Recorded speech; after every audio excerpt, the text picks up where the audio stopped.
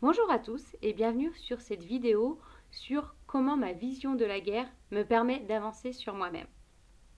Donc tout d'abord, là je vais vous parler en ce moment, ici, à l'heure où je fais la vidéo, on parle beaucoup de la guerre entre la Russie et l'Ukraine. Donc ça c'est une guerre qui est loin de chez moi. Donc c'est pour ça que je vais avoir par exemple une réaction différente que si évidemment la guerre était dans mon pays, était plus proche. Donc comme c'est une guerre qui est loin de chez moi, c'est vrai que du coup je me sens pas proche de cette guerre, donc physiquement, c'est là où on voit que finalement du physique est important. Et puis c'est une guerre vers laquelle j'ai pas envie de mettre de l'énergie. J'ai besoin de mon énergie pour faire autre chose. Et en fait, cette guerre pourrait me demander de l'énergie, par exemple, dans le fait de me positionner, dans le fait d'écouter ce qu'ont à dire les deux camps.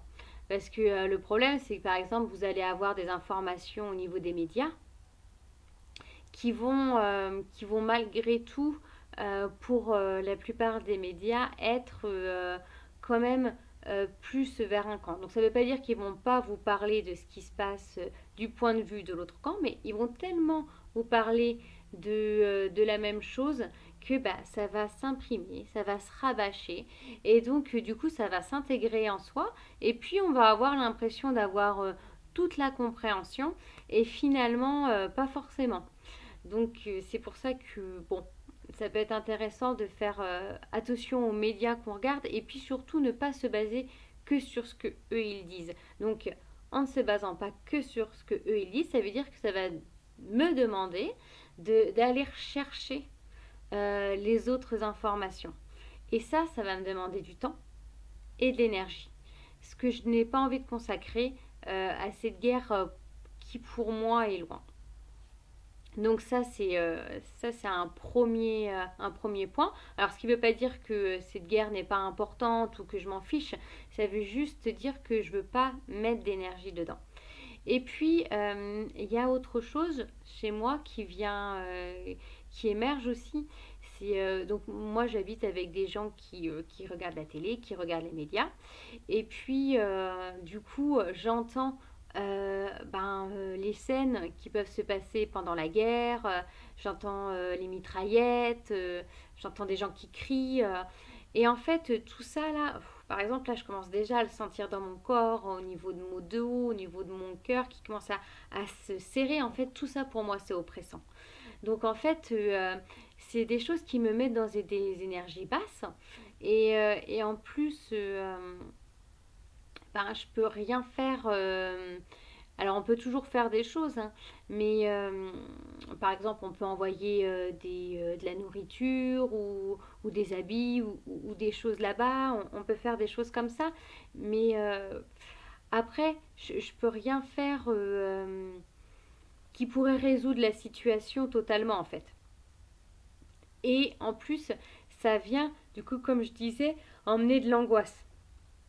Alors c'est pour ça que j'ai décidé, pour me protéger, en fait, de ne pas me tenir informée de tout ça.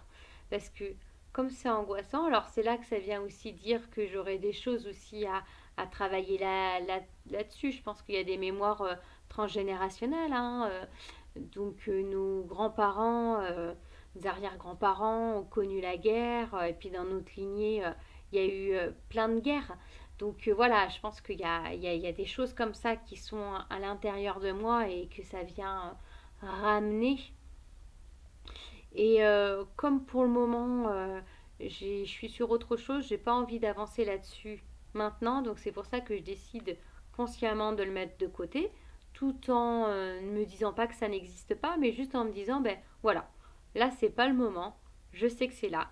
Quand ce sera le moment, je travaillerai dessus, mais pour le moment, j'ai d'autres objectifs et du coup, je préfère me concentrer sur les autres objectifs pour ne pas me submerger et du coup, pour ne pas engendrer de la fatigue et puis une baisse d'énergie aussi bien physique que mentale.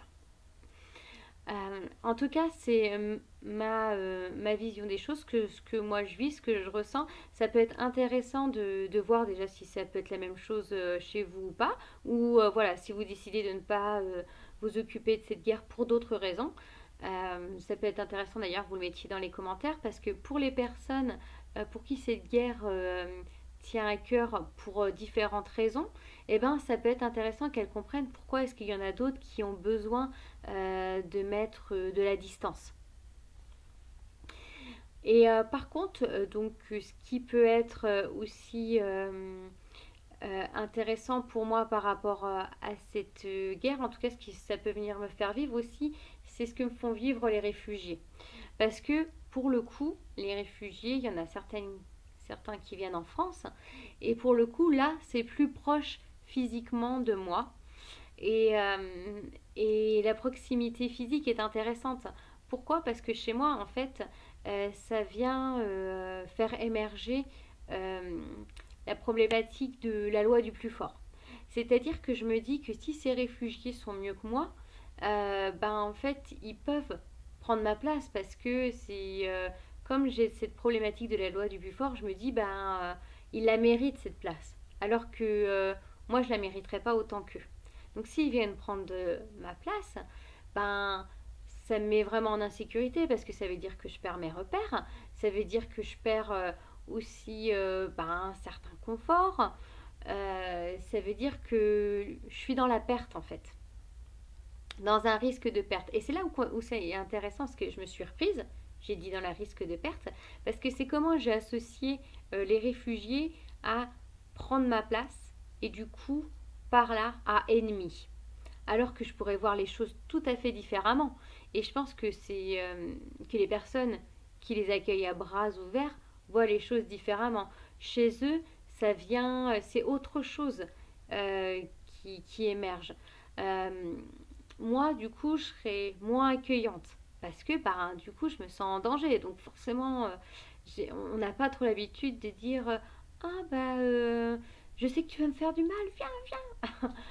On fait rarement ça, ce qui pourrait pourtant être intéressant, peut-être. Enfin, mais voilà, c'est là où on voit que ce qui peut être intéressant, c'est de peut-être se dire que les personnes qui sont pas accueillantes, c'est que au fond d'elles, eh bien, ça vient dire quelque chose qui les met en danger ou en tout cas pour moi c'est le cas. Peut-être que pour d'autres c'est autre chose. Si par exemple pour vous c'est autre chose, n'hésitez pas là aussi à les mettre en commentaire pour nous permettre de nous enrichir mutuellement.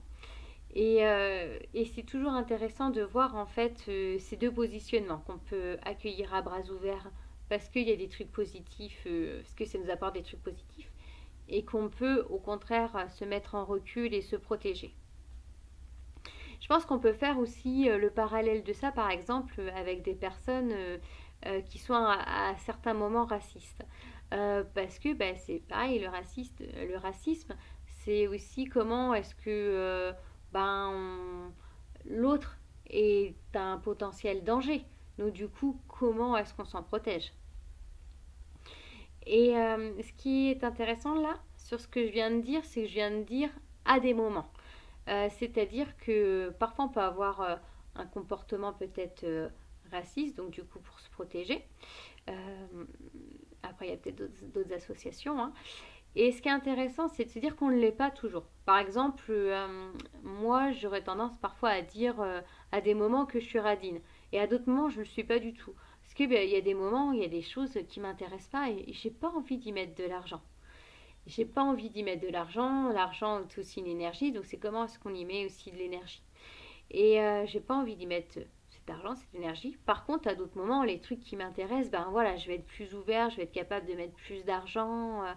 Et c'est là que c'est intéressant de voir que on change à tout moment en fait, que rien n'est cloisonné. Alors voilà pour ce que je voulais vous dire pour cette vidéo. Donc j'espère que ça vous aura apporté quelque chose, en tout cas que ça vous aura permis une ouverture. Et puis sur ce, je vais vous souhaiter une belle journée et une bonne continuation. Prenez soin de vous. Je vous fais des bisous.